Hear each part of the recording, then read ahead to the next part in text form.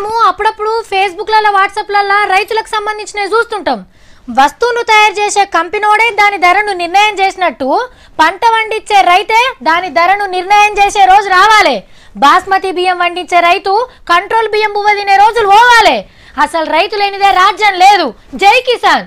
ఇగో ఇట్లా పంపి ఇది మీకు నచ్చినట్టయితే లైకులు కొట్టండి, షేర్ చేయండి.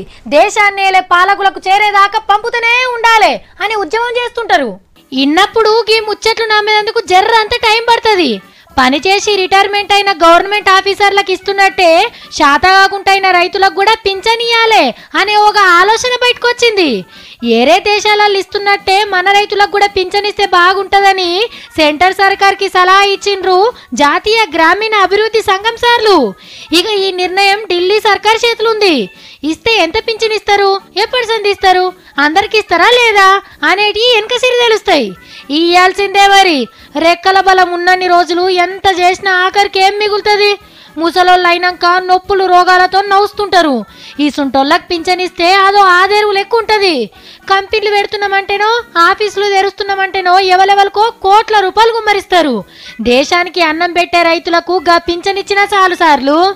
ఇంత చేస్తే ఈ దేశం నాకేమిచ్చింది అనే మాట రాకుండా పెద్ద ఆదేరు అనుకుంటారు.